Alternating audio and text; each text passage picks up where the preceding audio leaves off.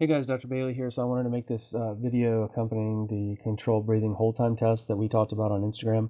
So this comes from, just to give credit where it's due, this comes from this book. It's called The Thyroid Debacle by Dr. Eric Balkabaj and Dr. Kelly Halderman. And the controlled breathing hold time is a way to measure respiratory fitness.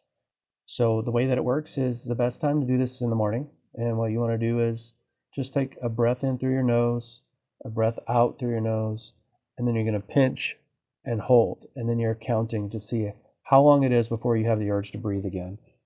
As soon as you have the urge to breathe again, that's when the test is over. So you want to do this about 3 times. It doesn't have to be successive, but you want to do it within within the same morning and get an idea of where you fall on the scale, right? So above 40 is going to be an amazing score. It's optimal breath work.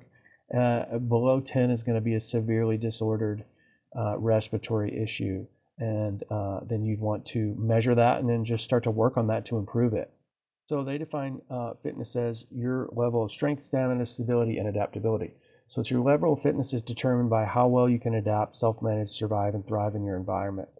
And then each of the fitness factors are foundational factors that determine your overall health and quality of life. And this comes from the Thyroid Debacle and their definition of health that they define as 9 categories or 9 fitness factors, where they sort of categorize each one of these things. In order to be healthy, you need a high score in all of them, right? So I think in our society, we tend to put a lot of focus on like number 5 here, the physical aspect. So if someone looks like they're healthy, then they're healthy, and that's just not true, right? We never know really what's going on inside with that person. I mean, they could look amazing and like they're emotional and it's like just in a tank and they're a mess and they're not sleeping well. So, or diet is completely wrong for them. So all these things are a really good way to measure your overall health. So the CBHT is a test for respiratory fitness, which is the ability to breathe properly. For optimal health and function, higher level of respiratory fitness, the less work it takes you to breathe in and out. Here are some symptoms and disorders associated with mouth breathing and disordered breathing.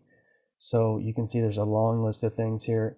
Disordered breathing is going to cause it's going to cause an imbalance in the carbon dioxide to oxygen levels in your body, which need to be in a delicate balance. So how do you know if you have reduced respiratory fitness? Well, you could measure yourself with the test that we gave you, or there's some questions here. If you're breathing more to 10 to 12 times a minute, that's another test you could do. Set a stopwatch and just see how many times you breathe in a normal rhythm. Or if you answer yes to several of these questions here, you most likely have a respiratory fitness factor problem.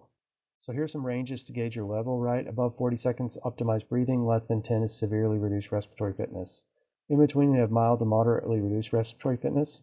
But you can do this weekly and then work on your breath work in order to improve these. So if you're dealing with a thyroid problem, you are dealing with some level of stress, and whether that's a physical or emotional or chemical or toxic exposure type of stress, and advanced lab testing can definitely help identify what sort of stressors those are. But one of the most cost-effective and easiest ways to deal with stress is breath work. I made a free guide. It's called the Biomapping Breathwork Guide, and it's an audio with an ebook, and it just walks you through some breathwork strategies to improve this. So if your score is low, you can increase it. If you comment breathwork below this video, I'll go ahead and send it to you for free.